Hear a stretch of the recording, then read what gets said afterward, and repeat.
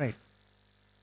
మరి దేవుడు వారిని ఇంకా అభివృద్ధి పరచాలని, వారి జీవితంలో దేవుని యొక్క చిత్తము నెరవేర్చాలని సంఘముగా మీరందరూ కూడా మీ అనుదిన ప్రార్థనలో జ్ఞాపకం చేసుకోండి. రైట్. మరి మంచిది, ఇంతవరకు కూడా దేవుడు మనతో ఆయన సన్నిధి ఉంచాడు. ఇక మీదట కూడా కొనసాగిస్తారనే యొక్క నమ్మకంతో మనం ముందుకు వెళ్దాం. మరి అపోస్తలుడైన పౌలు గారు మరి రోమా పత్రికలో ఒక మాటని తెలియజేస్తున్నారు. చూద్దాం. రోమా పత్రిక 2వ అధ్యాయము 15 అలాగే 16 వచనాలను మనం ఒకసారి పరిశీలన చేద్దాం. రోమా పత్రిక 2వ అధ్యాయము 15, 16 వచనాలు. ఆ, అట్టివారి మనస్సాక్షి కూడా సాక్ష్యమిచ్చుచుండగను వారి తలంపులు ఒకదాని మీద ఒకటి తప్పు మోపుచు లేక తప్పు లేదని చెప్పుచుండగను ధర్మశాస్త్రానుసారము తమ హృదయముల యందు వ్రాయబడినట్టు చూపుచున్నారు. దేవుడు ఈ సువార్త ప్రకారము యేసుక్రీస్తు ద్వారా మనుషుల రహస్యములను విమర్శించు దినమందు ఇలాగు జరుగును. చూడండి, ఇక్కడ చదివినాక లేఖన భాగాన్ని ఒకసారి మనం పరిశీలన చేస్తే ఇక్కడ మనందరికీ తెలిసినాక ఒక వాస్తవికత ఏంటంటే మనందరికీ కూడా మనస్సు ఉందా? ఉందండి. ఉన్నదంటే దేవుని స్తుతించండి. చాలా సంతోషం. అయితే ఆ మనసుకి ఒక సాక్ష్యం ఉండాలి. ఉంటే దేవుని స్తుతించండి. ఉందా? ఇప్పుడు 2 కలిపితే మనస్సాక్షి కదా, ఇదే లేదు.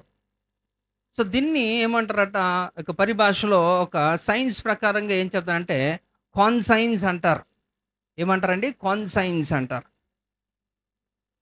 అంటే మనస్సాక్షి అని అర్థం. అయితే దాన్ని గుడ్ కాన్సైన్స్ కూడా అంటారు. అంటే మంచి మనస్సాక్షి అని కూడా పిలుస్తూ ఉంటారు. అయితే స్పిరిచువల్గా ఆధ్యాత్మికంగా దీన్ని ఏమని పిలుస్తారంటే ఏమంటారట? పరిశుద్ధాత్ముడు అంటారు. సింపుల్. హోలీ స్పిరిట్ అంటే ఏంటి కాదు ఇది. కనుక ఇక్కడ దీని గురించి ఎందుకు తెలియజేయాలి? ఇక్కడ అందరికీ ఉంది, కానీ ఆ మనసున్న దానికి సాక్ష్యం లేదు కాబట్టే ఈ యొక్క ప్రాబ్లమ్స్ అన్నీ కూడా. సో ఇక్కడ అపోస్తలుడు పౌలు గారు ఈ యొక్క సందర్భాన్ని రోమా పత్రికలో వారి అందరికీ కూడా మరి 16 అధ్యాయాలు కలిగినాక ఈ రోమా పత్రికలో చక్కటి విషయాలు ఆయన తెలియజేస్తున్నాడు. అందులో ఈ యొక్క 2 నేను చెప్పాను మీకు, రోమా పత్రికలో చాలా మంచి విషయాలు ఉంటాయి. మీరు కానీ చక్కగా అర్థం చేసుకోగలిగితే 2 కానీ 6 కానీ అలాగే 16 కానీ అలాగే 8 కానీ అలాగే 10 ఇవన్నీ కూడా చాలా ప్రాముఖ్యమైన అధ్యాయాలు. ఇవన్నీ కూడా చాలా చక్కగా చాలా విషయాలు మనకి తేటపరుస్తాయి. అయితే ఇక్కడ ఈ 2వ అధ్యాయంలో మనం చూసిన 15, 16 వచనాల సారాంశంలో ఇక్కడ మనస్సాక్షి గురించి మాట్లాడుతున్నాడు. అయితే మొట్టమొదటిగా ఈ మనస్సాక్షి అంటే కూడా మనకి కొంచెం అవగాహన ఉండాలి. అది తెలిస్తే అప్పుడు ఆయన ఏం చెప్పాలనుకుంటున్నాడు, తద్వారా మనకేం అర్థమవుతుంది అనేది మనం ఒకసారి లేఖనాలను పరిశీలన చేసుకుంటే మనకు ఒక క్లారిటీ వస్తుంది. ఇప్పుడు మనం చూస్తే అసలు మనస్సాక్షి అంటే అర్థం ఏంటి అంటే, ఇక్కడ మనస్సాక్షి అంటే అర్థం ఏంటంటే మన హృదయంలో ఒక అంతర్భాగమైన ఒక జ్ఞానాన్ని, అంటే లోపల ఒక అంతర్భాగమైన ఒక జ్ఞానాన్ని దీని ఏమంటారట? మనస్సాక్షి అని పిలుస్తారు. అయితే మీరు ఎప్పుడన్నా గమనించండి, ఓల్డ్ టెస్టిమెంట్లో పాత నిబంధన గ్రంథంలో మనకి మనస్సాక్షి అనే పేరే మనకి కనబడదు. కారణం ఏంటి? అక్కడ లేదు. అయితే మనస్సాక్షికి బదులుగా ఏమని పిలుస్తారట? హృదయం అని పిలుస్తారు. అంటే ఈ మనస్సాక్షి అనేది ఏంటంట? హృదయంలో ఒక భాగమైన ఒక జ్ఞానము అనేది. అందుకని మీరు కానీ జాగ్రత్తగా గమనిస్తే మోషే రాసిన కీర్తనలో 90వ కీర్తన 12వ వచనంలో ఒక మాట ఆయన ఏమి చెబుతున్నాడో చూడండి ఒకసారి. దాని అర్థం ఇదన్నమాట. చదవండి అమ్మా. 90వ కీర్తన 12వ వచనం. మాకు జ్ఞాన హృదయము కలుగునట్లుగా చేయుము, మా దినములు లెక్కించుటకు మాకు చాలమ్మా, నేర్పుము. చాలు. మాకేంటంట? జ్ఞాన హృదయము అంటున్నాడు. అంటే అదేంటంట? మనస్సాక్షి గురించి మాట్లాడుతున్న సందర్భం అన్నమాట. ఎందుకంటే మనస్సాక్షి అనే పదమే ఓల్డ్ టెస్టిమెంట్లో మనకు కనబడలేదు కాబట్టి న్యూ టెస్టిమెంట్లోనే మనకు అది పరిచయం అవుతుంది. అయితే దాన్ని ఓల్డ్ టెస్టిమెంట్ అంతా కూడా హృదయం హృదయం హృదయం అని మాట్లాడతాడు. ఇర్మియా కూడా 17లో కూడా మనకి చెప్తాడు కదా, హృదయం ఎలాంటిది, దాని స్వభావం ఎలాంటిది అని కూడా మనకి ఆయన తెలియజేస్తూ ఉంటాడు. కనుక ఈ హృదయంలోనే ఒక అంతర్భాగమైన ఒక జ్ఞానాన్ని మనం పరిశీలన చేసుకోవాలి. అది సరైన రీతిలో ఉంటే నీ జీవితాన్ని సరైన రీతిలో నడిపిస్తుంది. ఇక్కడ మనం వాడుక భాషలో మనం కానీ ఒకసారి పరిశీలన చేస్తే ఒకసారి అర్థం చేసుకోవడానికి ప్రయత్నం చేద్దాం. ఇప్పుడు మనస్సాక్షి దానివల్ల ప్రయోజనాలు ఏంటండి? ఏం చేస్తుందట మనస్సాక్షి? అంటే నువ్వు ఏదన్నా పని చేస్తున్నప్పుడు అది మంచివా చెడ్డవా అనేది తెలుపుతుంది. మంచివి అయితే నిన్ను ఏమి అనదు గానీ, చెడ్డవైతే మాత్రం ఖచ్చితంగా నిన్ను గద్దిస్తుంది. అవునా? అదే కదా చేసేది. సో, ఇప్పుడు మంచి, చెడులు తెలియడానికి ఎవడు కూడా పీహెచ్‌డీ చదవక్కర్లే. కదా! డాక్టరేట్‌లు తీసుకోక్కర్లేదు. సింపుల్. ఎందుకంటే ఇట్ ఈస్ ఎన్ ఇన్‌బిల్ట్. అవునా? అది సహజ సిద్ధంగా దేవుని యొక్క నిర్మాణంలో ఒక భాగం అన్నమాట. ఎందుకంటే దేవుని నుంచి మనము తీసివేయబడ్డాము కదా! ఆయన నుంచి మనము తీసాం. ఆయన మనలను ఆదికాండం 1:27లో మనం చదువుకున్నాం కదా! ఏంటట మనము ఆయన స్వరూపమందు మనము సృష్టించాము. స్త్రీగాను, పురుషునిగాను సృష్టించబడ్డాం కదా! కాబట్టి ఆయనలో నుంచి మనము తీశారు కాబట్టి, ఆయనకి ఎలాంటి యొక్క గుణాలు ఉంటాయో అవన్నీ కూడా బై డిఫాల్ట్ మనకి కూడా వస్తాయి. అయితే మనకి, ఆయనకి చిన్న వ్యత్యాసం ఏంటంటే, ఆయన పాపరహితుడు. అవునా? ఆ! మనము పాపముతో నిండిన వాళ్ళము కనుక. ఆ వ్యత్యాసాలు మనకు తెలిసినప్పుడు, మనకి అనునిత్యము కూడా ఆయనలో నుంచి మనం తీసివేయబడ్డాం కాబట్టి, మనకు హృదయంలో ఏముంటదట, ఒక మెదులుతూనే ఉంటది. ఏదో ఒకటి చెబుతూనే ఉంటది. ఎవరికైనా సరే చెబుతుంటది. అయితే ఎవరు దాన్ని వింటారు, ఎవరు వినరు అనే దాని మీద ఇక్కడ ఒక చర్చ జరుగుతా ఉంటది. కనుక కొన్ని విషయాలు మనం పరిశీలన చేద్దాం. అందుకని ఇక్కడ చూడండి, ఇక్కడ సౌలు పరిస్థితిలోని సౌలు కాలంలో దావీదు ఆయన దగ్గర పనిచేస్తున్న కాలంలో మరి ఆయన దావీదు హృదయము ఏ రీతిలో నొచ్చుకుంది, దానికి కారణం ఏంటి అనేది కూడా ఒకసారి చూస్తే మొదటి సమూయేలు గ్రంథము 24 అధ్యాయం 5వ వచనం చూద్దాం. సౌలు పై వస్త్రమును తాను కోసినని దావీదు మనస్సునొచ్చి చాలమ్మా. ఏంటంటే అది సందర్భం ఏంటట, సౌలు ఒక పై వస్త్రాన్ని దావీదు ఏం చేశాడట, కోసాడట. ఆ కోయిస్తే ఆయనకి ఏమైందట, ఆయన హృదయం ఏమైందట, మనస్సునొచ్చిందట. అంటే ఆయన చేస్తుంది కాదు, సరైనది కాదు అనే మనస్సు చెబుతుంది కదా, అందుకనే నొచ్చుకుంటుంది అక్కడ. అందుకే ఇక్కడ మీరు ఆలోచిస్తే, అంటే వాస్తవంగా మనమైతే ఏం ఆలోచిస్తామంటే, పర్వాలేదులేండి, అసలు నా తప్పేమీ లేదు, దావీదు తప్పేమీ లేదు కదా. సౌలే ఏం చేస్తున్నాడట, దావీదు మీద ఈర్ష్య కలిగి ఏం చేస్తాడంటే ఆయన్ని చంపనుద్దేశించాడు. చాలా సందర్భాల్లో అలాగే చేశాడు. తరుముతున్నాడు, ఆయన పారిపోతూనే ఉన్నాడు. చాలా చాలా సందర్భాల్లో అలాగా బాధపడుతున్నాడు. అయితే అలాంటి సందర్భంలో ఇప్పుడే కానీ మీరైతే దావీదు స్థలంలో ఉంటే, ఆడి వస్త్రపు చెంగును కోయడం కదా, ఆడి పేకే కోసేస్తానంటారు. అంతే కదా. ఎందుకని, మిమ్మల్ని అంత గాయపరిచారు, బాధ పెట్టారు కాబట్టి మీకు ఖచ్చితంగా నా తప్పు లేకుండా కూడా నన్ను ఇలా నిందించారు, నన్ను ఇలాగా చంపాలని ప్లాన్ చేశారు కాబట్టి నేను చేసింది రైటే అని మిమ్మల్ని మీరు సమర్థించుకోవచ్చు. కానీ దావీదు, వాస్తవంగా దావీదు వస్త్రాన్ని కొయ్యడం కంటే పేక్ కోయడం చాలా సులువు. అవునా? దావీదుకి పెద్ద విషయమేం కాదు. మనం దావీదు గురించి చాలాసార్లు మాట్లాడుకున్నాం. ఆయన ఎలాంటి వాడండి, చాలా చాలా గొప్పవాడు. ఇంకా ఆయన శత్రువులు తను ఏమని పిలిచేవారట, సింహపు గుండె కలవాడట. అవునండి. ఆ! శత్రువుల గుండెలు సింహ స్వప్నం అట. ఎవరండి? ఈ దావీదు. ఆయన నివసించిన కాలంలో వాస్తవంగా దావీదుని చూసి ఎవరు భయపడరు. దావీదు అలాంటి వాడట. 4.7 ఇంచెస్ అంతే. హైట్ కూడా పెద్దగా లేడు. ఆయన స్టేచర్ కూడా స్కాలర్స్ చెప్పిన పద్ధతిలో చూస్తే ఈజ్ అ షెపర్డ్ బాయ్. అంటే ఎలాంటోడు, గొర్రెల కాపరి, చిన్నవాడైన దావీదు, బాలుడైన దావీదు అని ఆయన పిలవడం జరిగింది. ఆయన పెద్దగా బలశాలి కాదు, అలాగే యుద్ధ విద్యలో నేర్పరి కూడా కాదు. ఇన్ఫ్యాక్ట్ వాళ్ళక ముగ్గురు సహోదరులు సౌలు రాజ్యంలో వారు యుద్ధ నేర్పరులుగా ఉన్నారు, యుద్ధ శూరులుగానే ఉన్నారు. కానీ దావీదు అలాంటి వాడు కాదే. అసలు దావీదుకి ఏమీ తెలియదు కదా.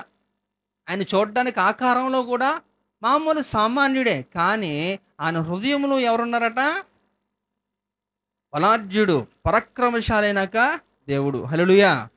అందుకనే కదా మొదటి యోహానులో 4వ అధ్యాయం 4వ వచనంలో ఏముంటదట, యోహాను ఏమంటున్నాడు, నాలో ఉన్నవాడు లోకములో ఉన్నవాడి కంటే గొప్పవాడు కదా.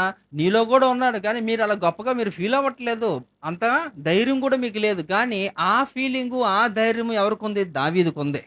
కాబట్టి దావీదు ఏం చేస్తున్నాడు, తన హృదయంలో అలా ఫీల్ అయ్యాడు కాబట్టి గొలియాతును చూసి అందరూ భయపడిపోతున్నారు. ఆఖరికి ఆజానుబాహుడు 6 అడుగులు ఎత్తు కలిగిన వాడు ఎవరు, సౌలు. ఇశ్రాయేలు అందరిలో కూడా ఈయనే ఎత్తరి ఎవరు? సౌలు. అలాంటి సౌలే 40 రోజుల నుంచి ఆ లోయలోని అరుస్తా, కురుస్తా ఉంటున్నప్పుడు భయపడిపోయి, బయటికి రాకుండా కిటికీల్లోంచి చూస్తూ భయపడిపోయిన వాడు ఈ సౌలు. ఎవరిని చూసి? గాతు వాడైన ఫిలిష్తీయుడు ఎవడు? గొలియాతును చూసి. అలాంటి సందర్భంలో అన్నలకి ఆహారాన్ని తీసుకొని వచ్చి ఇచ్చే సందర్భాన్ని చూసి రోషము కలిగి ఏం చేశాడు? ఈ సున్నతి లేని ఫిలిష్తీయుడు ఎంతటి వాడు?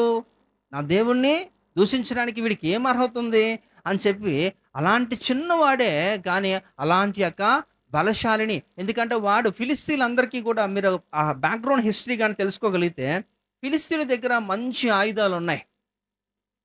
ఇప్పుడు ఎలాగా రష్యా దగ్గర, అమెరికా దగ్గర ఎలాంటి యొక్క మంచి యొక్క అధునాతనమైన యొక్క ఆయుధాలు ఉన్నాయో, అలాగా ఆ కాలంలోనే ఈ ఫిలిస్తీన్ల దగ్గర మెటల్స్తో చేయబడిన ఆయుధాలు ఉన్నాయి. మీరు గమనించాలి, ఆ హిస్టరీ చదువుకోండి. అంటే లోహాలతో చేయబడిన ఆయుధాలంటేనే మెటల్స్ కదా, ఐరను, ఈ బ్రాంజ్ ఇలాంటి వాడతారు కదా. కానీ ఆ కాలంలో ఈ యొక్క ఇశ్రాయేల్ దగ్గర వారి చెక్కతో చేయబడిన ఆయుధాలే ఉన్నాయి, కానీ ఈ యొక్క ఇలాంటివి లేటెస్ట్ లేవు. కాబట్టి వారు కొంచెం భయపడతా ఉండేవారు. అయితే చిన్ననాటి నుండే యుద్ధ నేర్పరిగా ఉంటున్న గొలియాతు వాడు ఎంతో యుద్ధాలు చేశాడు, గెలిచాడు. వాడిని చూస్తేనే ఎవరు యుద్ధం చేయక్కర్లేదు, ఆడు వస్తేనే అందరు కూడా పారిపోతారు. అలాంటి వ్యక్తి 9.925 ఫీట్ అట, అంటే దాదాపుగా 10 అడుగుల మనిషి. వాడి యొక్క కవచాలు ఇవన్నీ కూడా మీరు చూస్తే, అవన్నీ కూడా సౌలువన్నీ కూడా వేస్తారు ముందు ఈ యొక్క దావీదుకి. కానీ దావీదు అవన్నీ కూడా మొయ్యలేకపోతాడు, నడవలేకపోతాడు. కనుక అవేవన్నీ పక్కకు తీసేసి అందరూ సౌలుని గొలియాతును చూసి భయపడుతున్నారు, కానీ ఈయన గొలియాతును చూడలేదు. గొలియాతు వెనకాతలో ఉన్న నజరేయుడని యేసును చూసి ధైర్యంగా ముందుకెళ్తున్నాడు. హల్లెలూయా. ఈ యొక్క సందర్భాన్ని ఎన్నోసార్లు మనం మాట్లాడుకున్నాం. ఇప్పుడు కూడా నేను ఎందుకు చెప్తున్నానంటే, ఇలాంటి యొక్క దావీదు ఆయన తప్పు లేకపోయినప్పటికీ కూడా ఎందుకు అలాగ చేసాడు? నొచ్చుకున్నాడట, హృదయంలో మనస్సు నొచ్చుకున్నట్టుగా అక్కడ రాయిశారు. కారణం ఏంటో తెలుసా? అభిషక్తులైన వారి మీద చెయ్యెత్తకూడదు, ఒక్క నోటులోంచి ఒక్క మాట కూడా వారి గురించి రాంగ్గా మాట్లాడకూడదు. ఒకవేళ వారు ఏమైనా తప్పులో ఉంటుంది, దేవుడికి వారికి పరిమితి తప్ప మధ్యలో వాళ్ళకి సంబంధం లేదు అని దావీదు తెలుసుకున్నాడు. కాబట్టి ఆయన చంపాలంటే పెద్ద విషయం కాదు. దావీదు చేతికి మట్టి అంటకుండా కూడా చేసుకోగలడు. ఒక్క సైక్ చేస్తే చాలు. దావీదు దగ్గర ఉంటున్న జనాలు ఎలాంటి వారు అంటే, సెరయు తన అక్క అయిన సెరయు ఒక కుమారులు, వాళ్ళే చాలు సరైన వాళ్ళు మేనల్లులు. వాళ్ళ దగ్గర ఇంకా చాలా మంది, ఒక 30 మంది యుద్ధశూరులు, డిఫరెంట్ ప్రొఫెషనల్స్లో ఉన్నారు. వాళ్ళందరూ కూడా ఈజీగా ఒక 5 నిమిషాల్లోనే లేకుండా చేయగలరు. కానీ వాళ్ళు ఎవరిని చేయలేదు, ఏమీ చేయలేదు.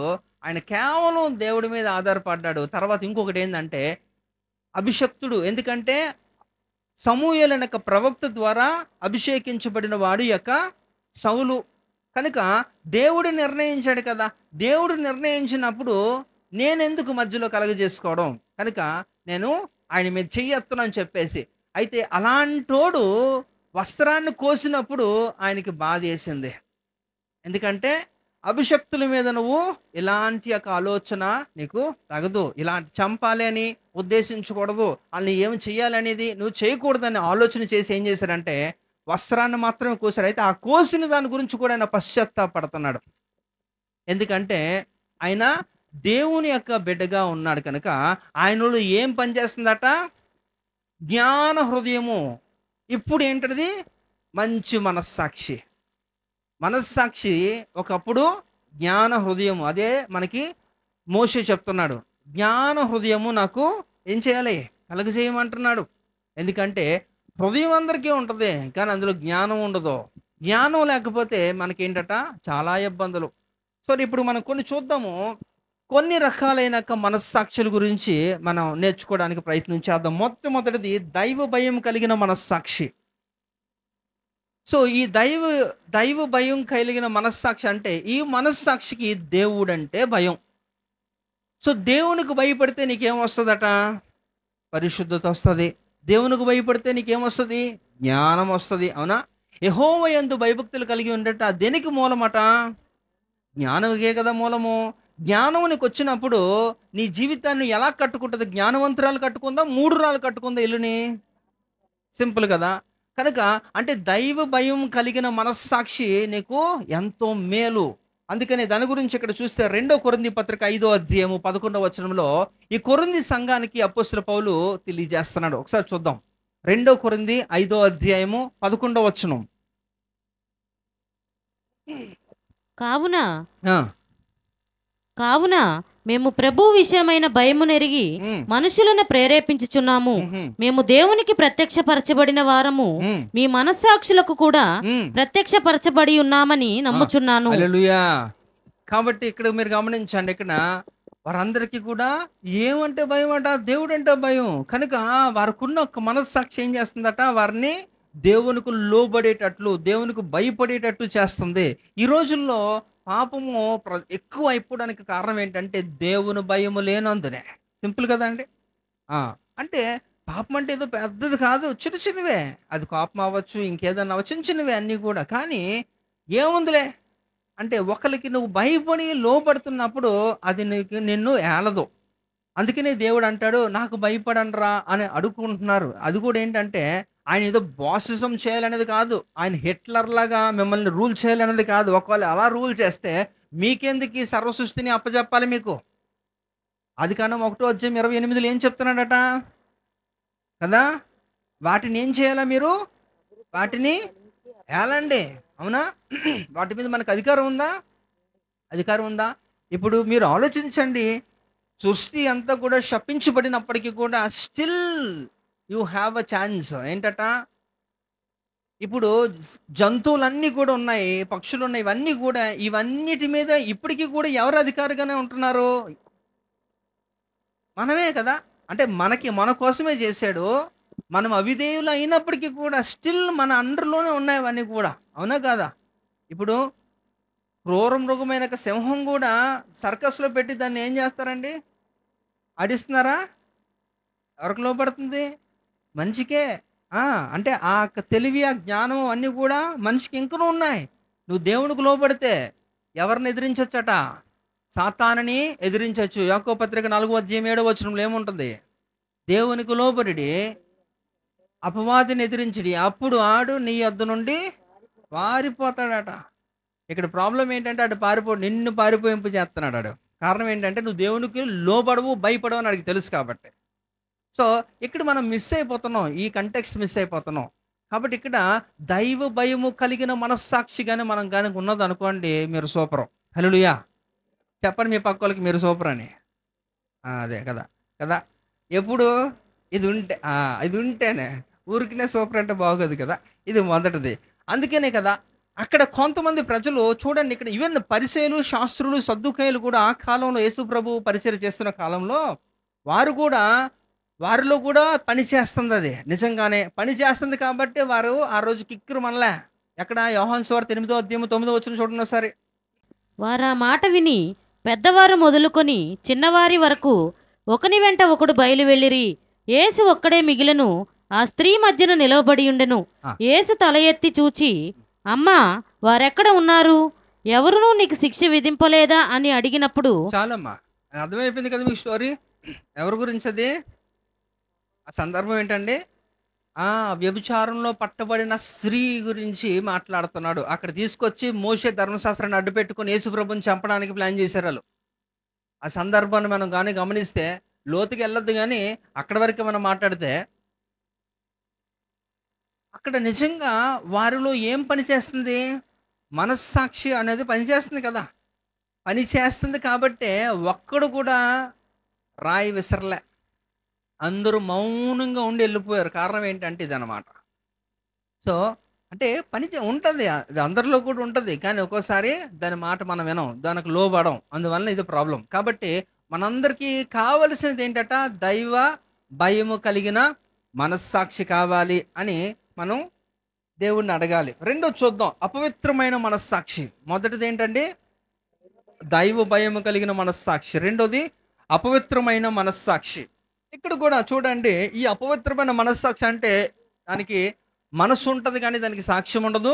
దానికి నచ్చినట్టు అది చేసుకుంటూ పోతా ఉంటది. సకల దుర్నీతులు కూడా ఆ మనస్సులోనే ఉంటాయి, ఇమిడిపోయి ఉంటాయి. అందుకే దాని గురించి తీతు పత్రికలో ఒక మాట తెలియజేస్తున్నాడు. తీతు ఏంటట? తీతు 1:15 చూద్దాం. పవిత్రులకు అన్నియు చూడండి. పవిత్రములే అది మళ్ళీ చదవమ్మా. పవిత్రులకు అన్నియు పవిత్రములే గాని పవిత్రములు ఏంటదే?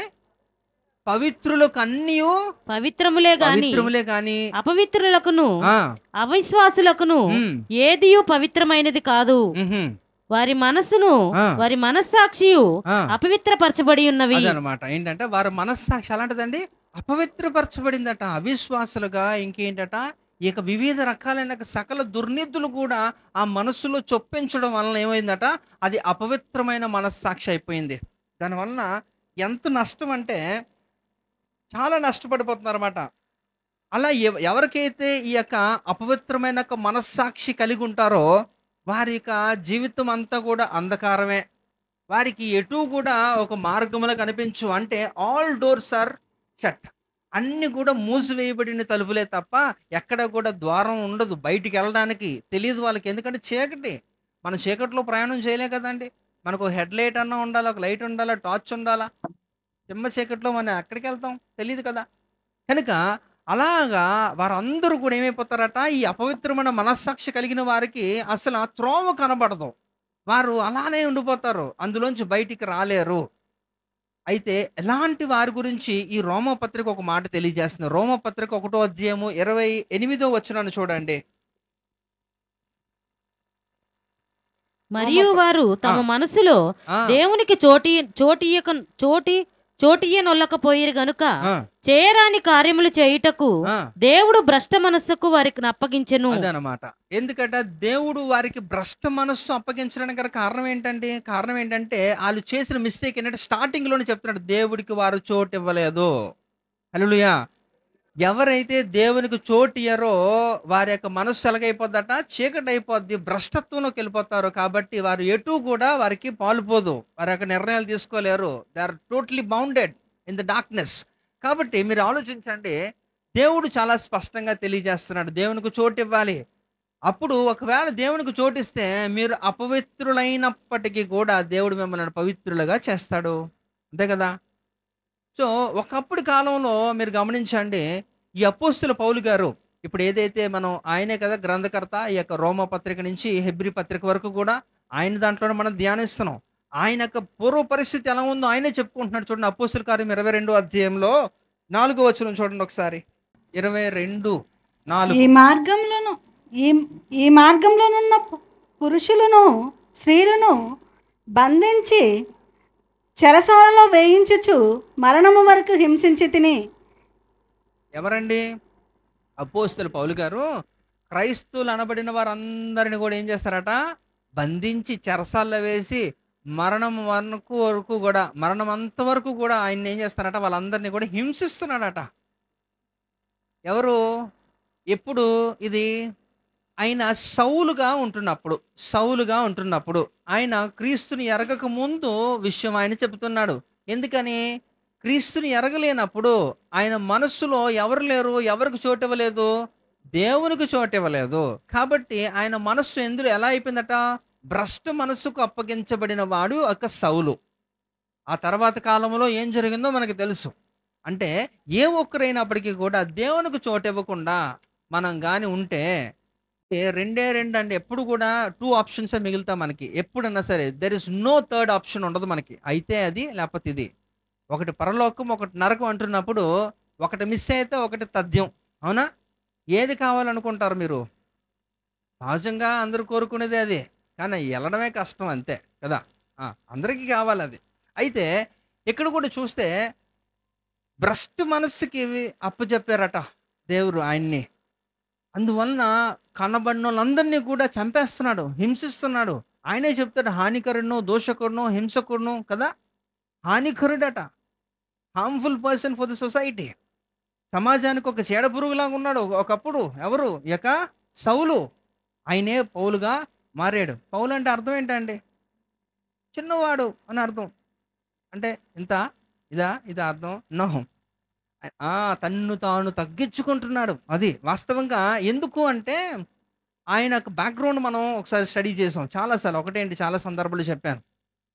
ఒక ఒక సందర్భంలో నేను చెప్పింది, ఆ స్కాలర్ రాసిన దాంట్లో గమలీయేలైనాక ధర్మశాస్త్ర ఉపదేశకుడి దగ్గర ఏం చేశారట ఆయన, తర్ఫీదు పొందాడు. చక్కగా ధర్మశాస్త్ర లొసుగులన్నీ తెలుసు. అందుకనే ఎక్కడి నుంచి ఎలా బయటకు రావాలో తెలుసు. ద్వితీయోపదేశ కాండంలో మోషే ధర్మశాస్త్రం ఉంటుంది. అలాగే లేవి కాండంలో, ఈ 5 పంచకాండంలో ఈ 2 కాండాల్లోనే మనకి ఈ ధర్మశాస్త్రం గురించి ఎక్కువ డీటెయిల్స్ ఉంటాయి. ఆ లాస్ అన్ని ఎలా ఫాలో అవ్వాలి, ఆ రిచువల్స్ అన్నీ కూడా ఎలాగ మనం చేయాలనేది, వాటన్నిటిని కూడా అవపోసం చేసి బాగా అర్థం చేసుకున్న వాడు కనుక, అదే కాకుండా సెక్యులర్ స్టడీస్ కూడా ఆ కాలంలోనే ఆయన 23 పీజీస్ అట, 23 పీజీలు చేసాడట. ఒక పీజీ చేయాలంటే ఎన్ని సంవత్సరాలు పడుతుందో తెలుసా మీకు? పీజీ అంటే పోస్ట్ గ్రాడ్యుయేషన్. పోస్ట్ గ్రాడ్యుయేషన్ చేయాలంటే 10th అవ్వాలి ముందు కదా.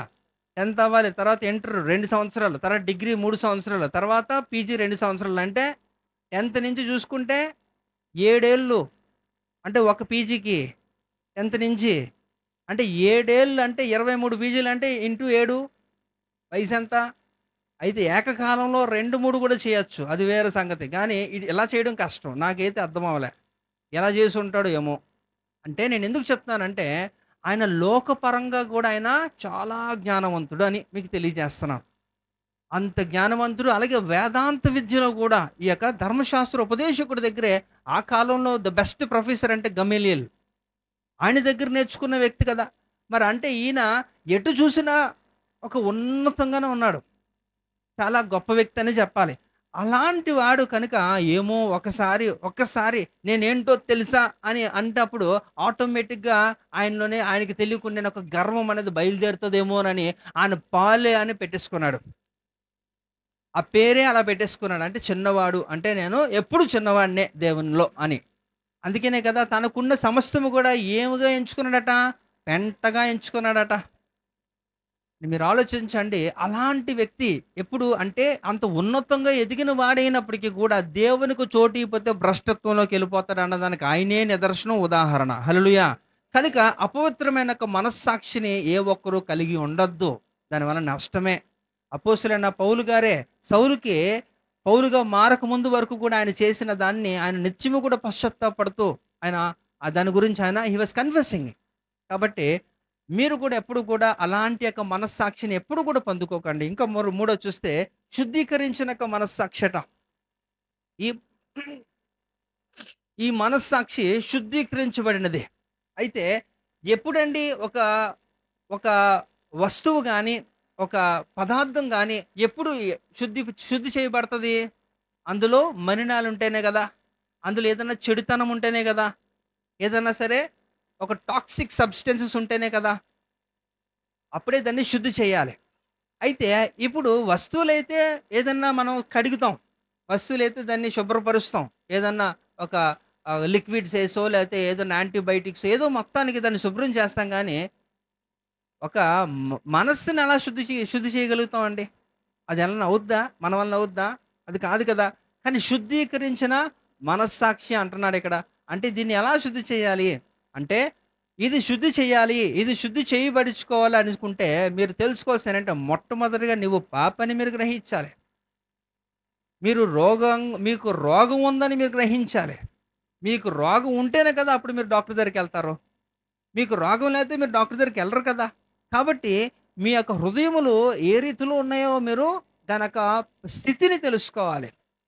అందుకనే రోమపత్రిక 3:23 ఏముంటుందట, ఏ భేదం లేదు, అందరూ పాపము చేసి దేవుడు అనుగ్రహించిన మహిమను పొందలేకపోతున్నారు అంటారు. అంటే అందరూ పాపులే అనేది ఒక సహజంగా ఒక క్లారిటీ వస్తుంది. అయితే పాపికే కదా రక్షకుడు కావాలి. కనుక ఆ రక్షకుడిని మనం ఏం చేయాలట, మన హృదయంలోకి ఆహ్వానించాలి. అంటే ఎప్పుడు? 1 యోహాను పత్రిక 1:9 అక్కడ ఒక క్రియ జరుగుతుందట. ఎప్పుడట చెప్పాలి? మీ పాపములను మనం ఒప్పుకొనిన ఎడల ఆ, ఆయన నమ్మదగిన వాడును ఉమ్, నీతిమంతుడును గనుక ఉమ్, ఆయన మన పాపములను క్షమించి ఉమ్. సమస్త దుర్నీతి నుండి మనల్ని అదండి. పవిత్రులుగా చేయును. సమస్త దుర్నీతులనండి. అంటే అందులో చాలా వస్తాయి. ఇప్పుడు ప్రత్యేకంగా ఒకటో రెండో నేను మెన్షన్ చేశాను అనుకోండి, అది నాకు లేదనేస్తారు. ఎందుకంటే అది నిజంగా మీకు ఉండకపోవచ్చు. ఇంకో దరిద్రం ఉండొచ్చు. అందుకని సమస్త దుర్నీతులంటే అన్నీ ఉంటాయి అందులో. కనుక అవన్నిటిని కూడా ఏం చేస్తారట, ఆయన వాష్ ఔట్ చేస్తారట. మిమ్మల్ని పవిత్రులుగా చేస్తారు. ఎప్పుడు మీ యొక్క పాపములను మీరు ఒప్పుకొనని ఎడల. కదండీ! అంటే you need to confess your sins. కదా! And also you should accept Jesus as a personal saviour కదా! యేసు ప్రభుని సొంత రక్షకుడిగా అంగీకరించాలి. అందుకనే ఆయన రక్తము మన మీద పడాలంటే మనము చేయవలసిన ఒక క్రియ మిగిలుంది. అదేంటంటే అదే మొదటి యోహాను పత్రిక 1వ అధ్యాయం 7వ వచనం చదవండి, పై వచనాన్ని.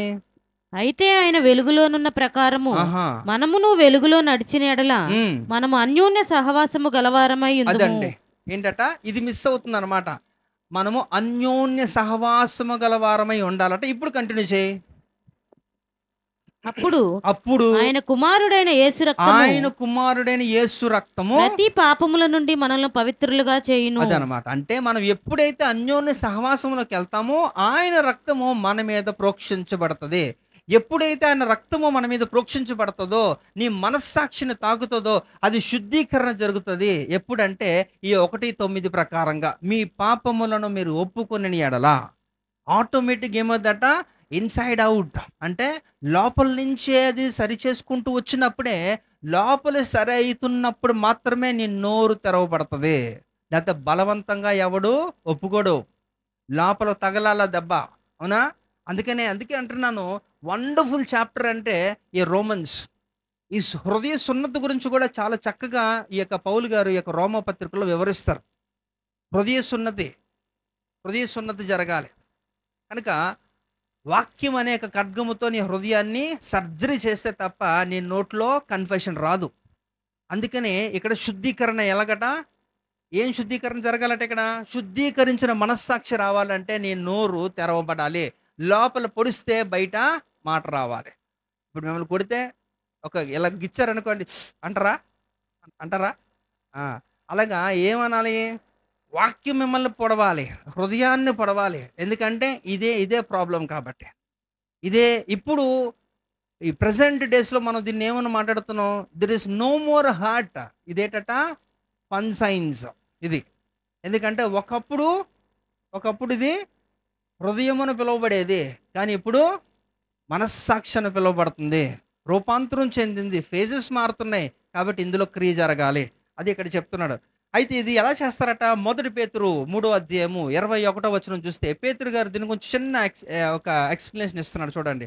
మొదటి పేతురు 3వ అధ్యాయం 21వ వచనం. దానికి సాదృశ్యమైన బాప్తిస్మము ఆహా. ఇప్పుడు మిమ్మును రక్షించుచున్నది. అదేదనగా శరీర మాలిన్యమును తీసివేయుట కాదు గాని యేసుక్రీస్తు పునరుద్ధాన మూలముగా దేవుని విషయము నిర్మలమైన మనస్సాక్షినిచ్చు ప్రత్యుత్తరమే. హల్లెలూయా. నిర్మలమైన మనస్సాక్షి ఇచ్చిన ప్రత్యుత్తరం అంటే ఏంటట, ఇదే కదా, శుద్ధీకరించిన మనస్సాక్షి కదా. ఇంకా మాట్లాడదాం. హెబ్రీ పత్రిక 9వ అధ్యాయం 14వ వచనం చూడండి. నిత్యుడగు ఆత్మ ద్వారా తన్ను తాను దేవునికి నిర్దోషినిగా అర్పించుకొనిన క్రీస్తు యొక్క రక్తము నిర్జీవ క్రియలను విడిచి జీవము గల దేవుని సేవించుటకు మీ మనస్సాక్షికి ఎంతో ఎక్కువగా శుద్ధి చేయును. హల్లెలూయా. ఇదండి. ఇంకా చూద్దాం. 2 తిమోతి పత్రిక 1వ అధ్యాయము 4వ వచనం కూడా.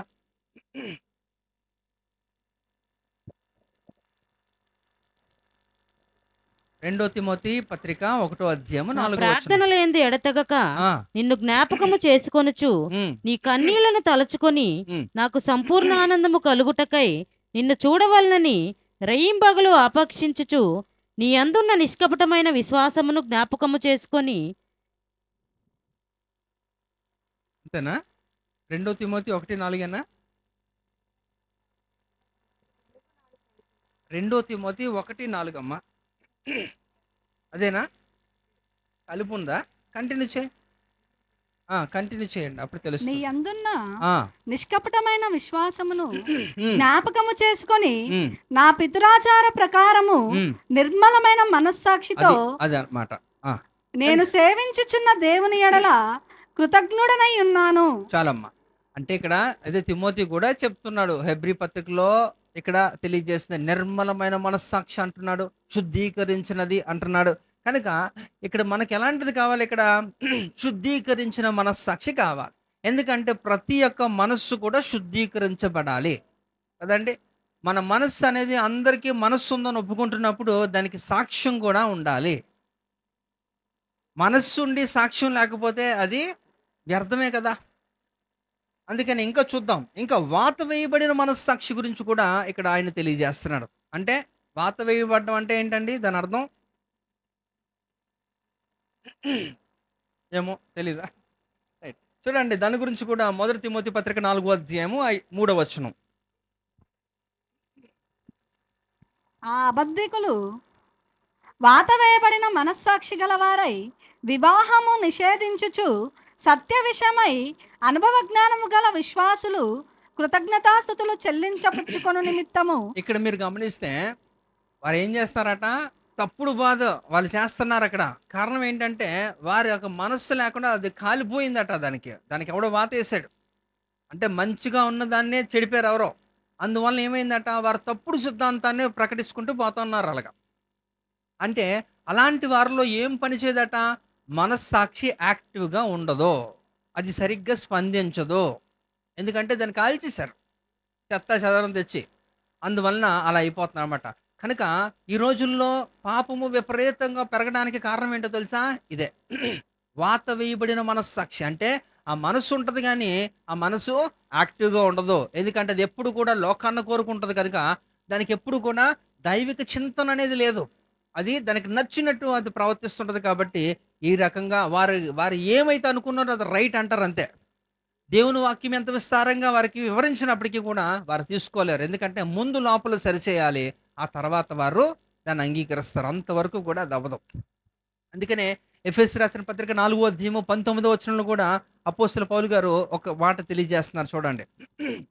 వారు సిగ్గులేని వారయ్యుండి ఆహా. నానా విధమైన అపవిత్రతను అత్యాశతో జరిగించుటకు తమ్మును తామే కాముకత్వమునకును అప్పగించుకొనిరి.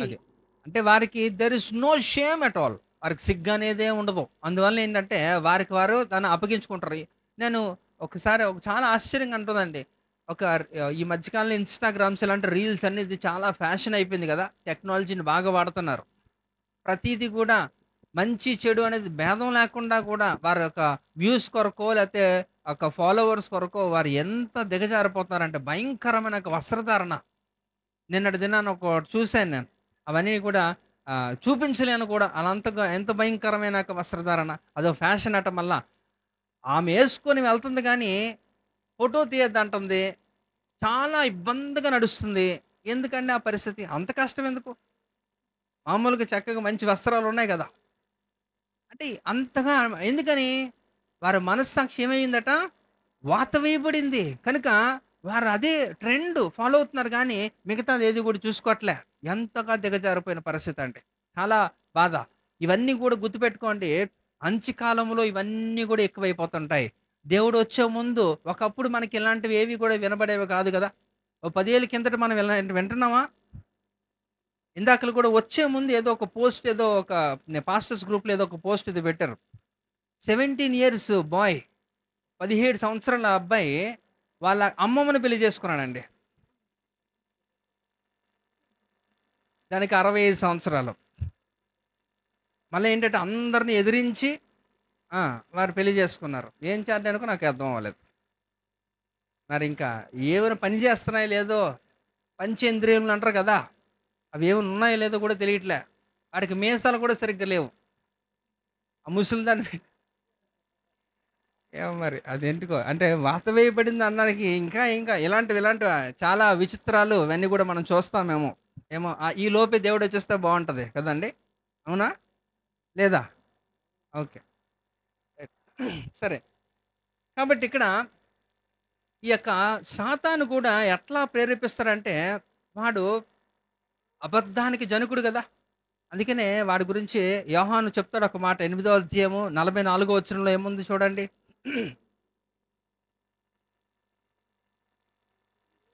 యోహాను సువార్త 8:44. మీరు మీ తండ్రి యగు అపవాది సంబంధులు మీ తండ్రి దురాశలు నెరవేర్చగోరుచున్నారు. అదండి. ఏంటట దురాశలు నెరవేరుస్తారట. ఎవరు? ఇలాంటి వారందరూ కూడా ఈ వాత వేయబడిన మనస్సాక్షి కలిగిన వారికి సిగ్గనేది ఉండదు. అపవాది సంబంధులుగా ఏం చేస్తారట? వాడి దురాశలన్నీ కూడా వీళ్ళు నెరవేరుస్తూ ఉంటారట. చాలా ఘోరం అండి. గుర్తుపెట్టుకోండి. ఇలాంటి మనస్సాక్షి కలిగిన వారు నిన్ను అంత సులువుగా అయితే బయటికి రాలేరు. అంత ఈజీ కాదు. అంత సులువు కాదు. ఏదో మీరందరూ కూడా దేవుని యొక్క మహాసంకల్పంలో ఒక దేవుని యొక్క విస్తరించబడిన కృప మీ మీద ఉండడం బట్టే ఈరోజు మీరు ఈ స్థితిలోకి వచ్చారేమో కదా అనుకుంటున్నాను నేను. దాన్ని కాపాడుకోండి అంతం వరకు కూడా. హల్లెలూయా. ఇంకా చూస్తే నిర్దోషమైన మనస్సాక్షి. ఇప్పటి వరకు ఎన్ని మాట్లాడామండి? మొదటిది 2, 3, 4, 5. ఇప్పుడు ఇది మాట్లాడేది నిర్దోషమైన మనస్సాక్షి.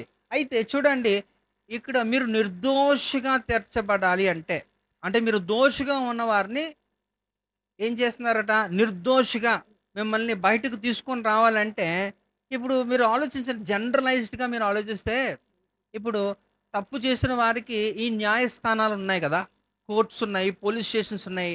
ఈ పోలీస్ స్టేషన్లో ఫిర్యాదు చేసినప్పుడు వారు అక్కడ ఎఫ్ఐఆర్ కట్టి అక్కడి నుంచి అక్కడ తీసుకెళ్తారు, కోర్టుకు తీసుకెళ్తారు, అక్కడ చేస్తారు, మాట్లాడతారు. వారి యొక్క నిజంగా ఆ యొక్క పూర్వపరాలన్నీ గమనించిన తర్వాత అప్పుడు జడ్జి ఒక నిర్ణయం తీసుకుంటాడు, ఒక తీర్పు ఇస్తాడు. ఏంటి ఆ తీర్పు? వాడు చేసిన అపరాధాన్ని బట్టి, దాని తీవ్రతను బట్టి వాడికి శిక్ష అనేది ఇస్తాడు. అవునా?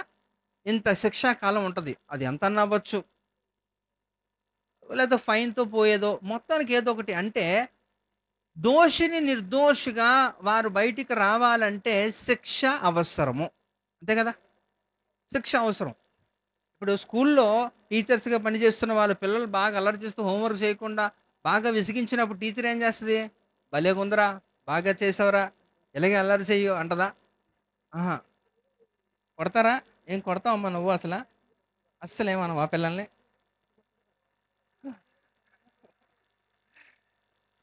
పిచ్చి కొట్టి కొడుతుంది అట అమ్మాయి. అంటే కోపం అలా విసిగిస్తుంటారు పిల్లలు కూడా. నేను టీచర్ కింద 15 సంవత్సరాలు పనిచేశాను, నాకు తెలుసులే. అయితే ఇక్కడ ఆ శిక్ష ఎందుకండి? వారిని సరిచేయడానికేనా? లేకపోతే వాళ్ళకి మనకి ఏమైనా కక్షలు ఉంటాయా? ఏముండవు కదా. ఇక్కడ కూడా దేవుడు కూడా మనల్ని నిర్దోషులుగా చూడాలనుకుంటున్నాడు. హల్లెలూయా. సాతాను మనల్ని మన మీద ఏం చేశాడట? మన మీద నింద వేశాడు సాతాను.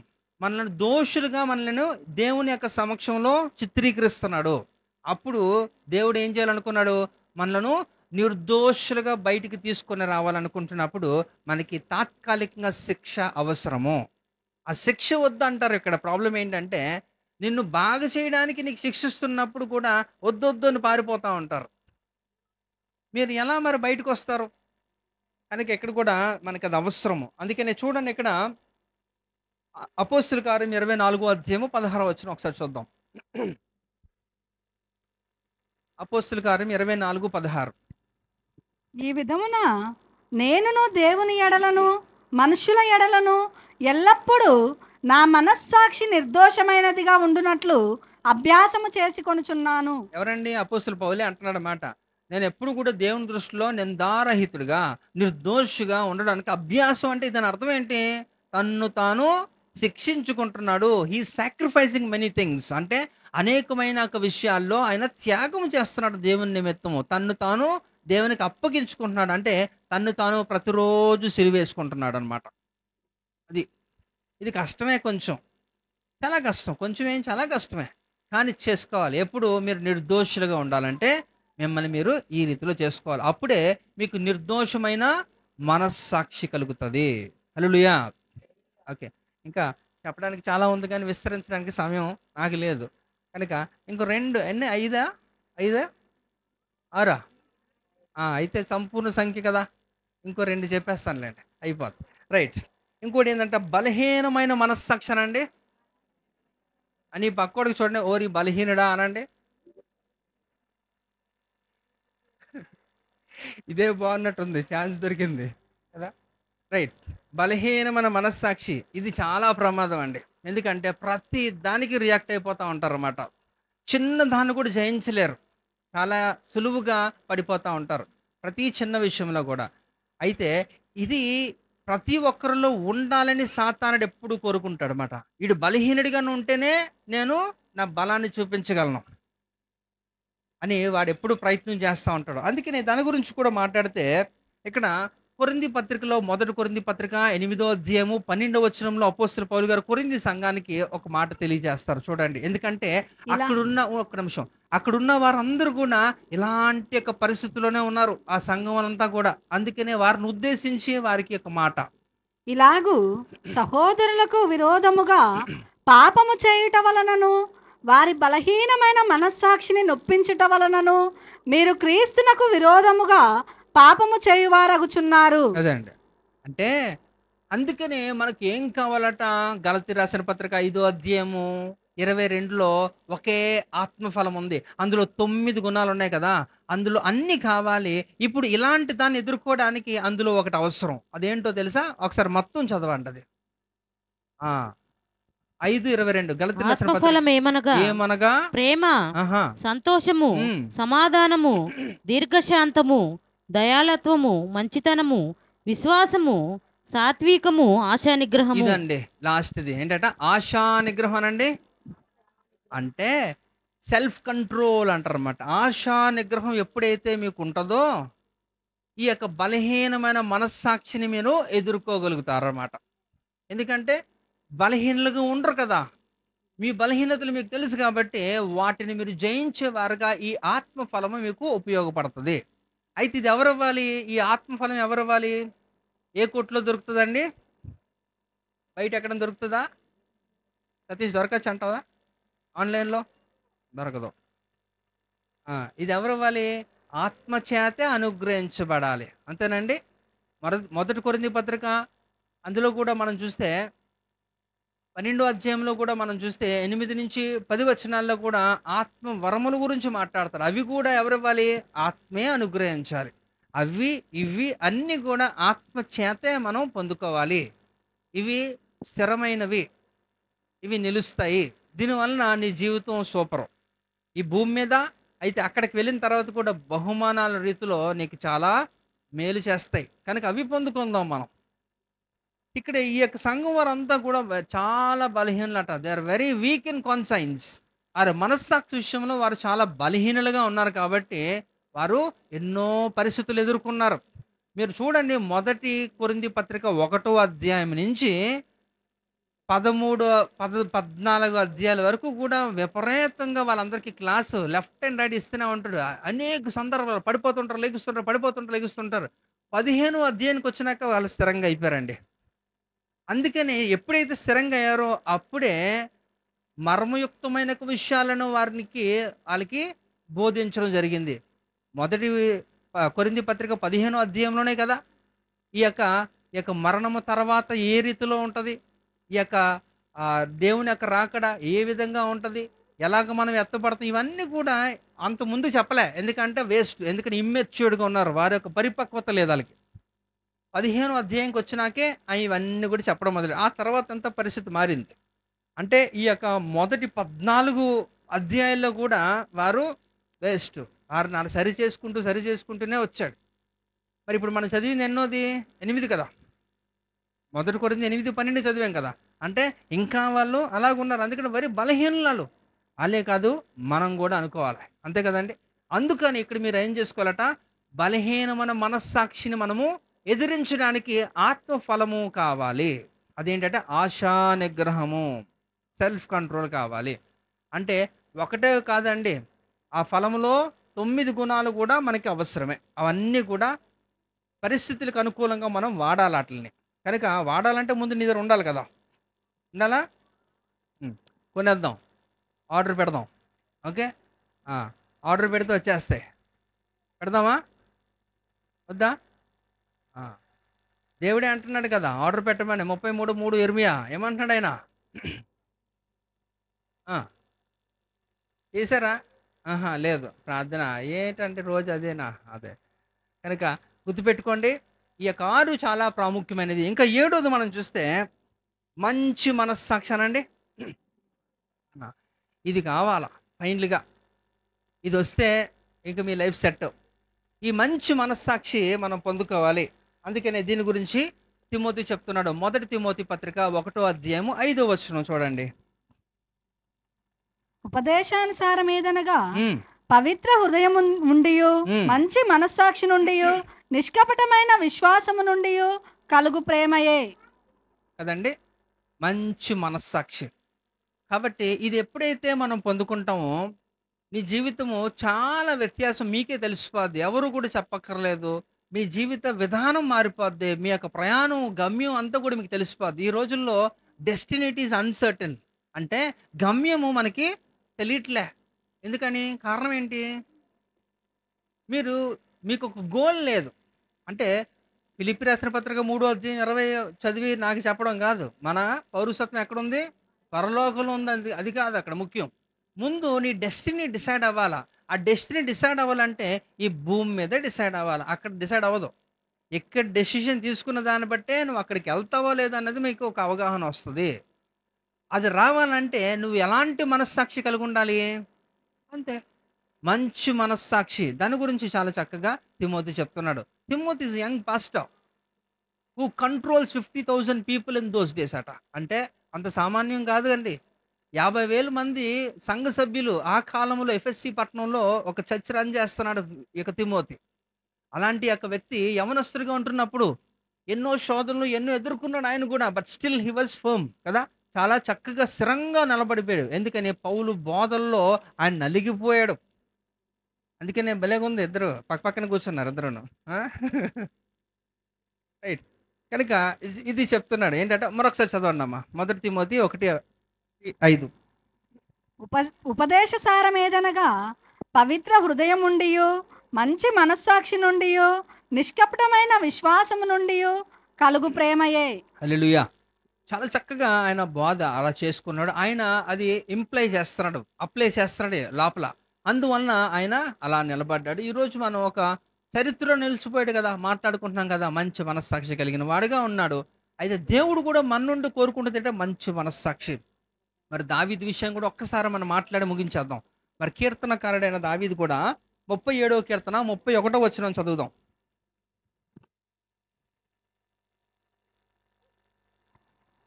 వారి దేవుని ధర్మశాస్త్రము వారి హృదయములోనున్నది, వారి అడుగులు జారవు. అదండి, వారి దేవుని ధర్మశాస్త్రము వారి హృదయంలోనున్నది, వారి అడుగులు జారవట. అంటే ధర్మశాస్త్రం అంటే దిస్ నథింగ్ బట్ నౌ లా, అంతే కదా. దేవునికి వాక్యము ఆయన ఇచ్చినాక నియమ నిబంధనలు కదా ఉంటాయో, నీ అడుగులు జారవట.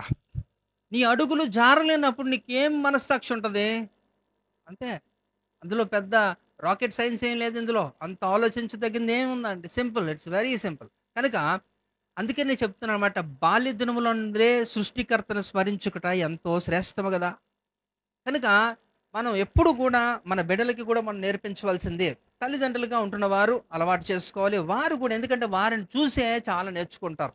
తల్లిదండ్రులు వారి సరైన మార్గంలో వారు ప్రయాణం చేస్తున్నప్పుడు పిల్లలు ఆటోమేటిక్గా ఏమైనా చిన్న చిన్న తప్పులు ఏమైనా చేసినప్పటికీ కూడా వారు సరి అయిపోతారు మళ్ళా. కనుకనే ఇక్కడ మంచి మనస్సాక్షిని మనం పొందుకుంటే అంతకన్నా ఇంకేమీ లేదండి. మీరు that is the greatest gift అది. ఎందుకంటే అది కానీ మీరు కానీ పొందుకుంటే మీకు ఇంకా స్ట్రెయిట్ వే అనమాట. ఎలాంటి యొక్క క్రుక్కుడ్ కనబడదు అనమాట. ఇంకా డొంకలు వంకలు ఏమి ఉండవు. తిన్నంగా మీకు, నాకు తెలిసి అలాంటి వారు ఎవరైతే ఉన్నారో వారి గమ్యం చాలా క్లియర్గా ఉంటుంది. ఇంకేంటంటే నూతన యెరూషలేమును వారు అలాగ తేటగా చూడగలుగుతారు. యెహెజ్కేలు ఎలాగైతే చూశాడో ఈ కింద ఈ యొక్క నమూనా చూశాడు కదా, మొత్తం అంతా కూడా ఆయన బ్రతుకుండగానే నూతన యెరూషలేము, ఆ మందిరం, ఆ దేవాలయం, ఆ కొలతలు అన్నీ కూడా దేవుడు చెప్పాడు. ఆయన అవన్నీ కొలుచుకుంటూ వెళ్ళిపోయాడు. ఆయన 4 అనుభవాలు ఆయన చూశాడు. మందిరం నుంచి ఆయన కొలకరతో 1000 మూరలు అలా కొలుసుకుంటూ వెళ్తే చివరికి ఎక్కడికి వెళ్ళాడు? 4,000 మూరలు వచ్చాయి. 4,000 మనం మొదటి 1000, 2,000, 3,000, 4,000 ఏమో అవన్నీ కూడా మనం నెక్స్ట్ వీక్ మాట్లాడదాం ఒక సమయం ఉంటే. ఓకే, అంటే ఇక్కడ హీఈస్ వెరీ ప్రామినెంట్. ఎంత క్లియర్గా ఉన్నాడంటే ఆయన విజన్ చాలా క్లియర్గా ఉంది. ఎందుకంటే నిష్కపటమైన ఒక విశ్వాసాన్ని ఆయన కనపరచగలిగాడు. ఆ కాలంలోనే చూస్తున్నాడు ఇవన్నీ కూడా. అందువలన మంచి మనస్సాక్షి ఎవరైతే ఉంటుందో, ఎవరైతే పొందుకుంటారో వారికి ఎలాంటి డోకా లేదండి. ఎందుకంటే దేవుడికి కూడా వచ్చినప్పుడు ఏరుకుంటున్న అలాంటి వారిని చూసి అందరిని పిక్ చేసుకొని పట్టుకుపోతాడు. ఇప్పుడు మీరైనా సరే ఏ కాయగూరలకో ఏదన్నా షాప్‌కి వెళ్లారనుకోండి, ఏ పళ్ళ దుకాణానికి వెళ్తే మంచివి శ్రేష్టమైనవి ఎన్ని 360 డిగ్రీస్ కదా! అంతేనా? అంతకన్నా ఇంకే డిగ్రీలు లేవు నాకు తెలిసి. అలా అన్ని వైపులు తిప్పుతారు కదా! మీరు కొనింది ఎంతో నాకు తెలీదు గానీ, అన్ని తిప్పులు తిప్పి మొత్తానికి ఫైనల్‌గా యేసుకుంటారు. ఇది శ్రేష్టమైనవి. అవునా? మరి మీరే అలాగేసుకుంటున్నప్పుడు దేవుని యొక్క రాజ్యంలో ఉండేది కూడా శ్రేష్ఠులు, పరిశుద్ధులు, నీతిమంతులు, మంచి మనస్సాక్షి కలిగిన వారే గదా! హల్లెలూయా! మరి అలాంటి వారిని ఆయన గూడా తీసుకొని ఎళ్ళాలనుకుంటాడు. అందులో తప్పేమన్నుందండి? మీరు మీరు చెప్తున్నారు, తూచండి నేను విన్నానండి. యేసుప్రభు పాపుల కోసం వచ్చారంటే, పాపుల కోసమే రక్షించి, శిక్షించి, నిర్దోషమైన మనస్సాక్షిని కలగజేసిన తర్వాత, నీకు మంచి మనస్సాక్షి ఆపాదించిన తర్వాత కదా తీసుకెళ్తాడు. అలా తీసుకొని ఎళ్ళడు. మీరు ఏమైనా తీసుకెళ్తారా? కాంప్రమైజ్ అవుతారా? 4 శ్రేష్టమైనవి ఒక పుచ్చు. ఏం చేస్తారు? అది అక్కడే వదిలేస్తారు. ఆడికే వదిలేస్తారు ఆ పుచ్చు. అవునా? ఆహా! మంచివే తీసుకెళ్తారు. కొసరేమన్నా పుచ్చు తీసుకెళ్తారా? ఆహా! అలాగే దేవుడు కూడా కాంప్రమైజ్ అవ్వడండి. చెప్తున్నాను గదా! నేను మరలా చెప్తున్నాను. ఇది కొంచెం కఠినంగానే ఉంటది. God doesn't need 99.99% of purity or holiness. God needs 100%. అర్థమైందా? అర్థమైందా? ఏంటమ్మా?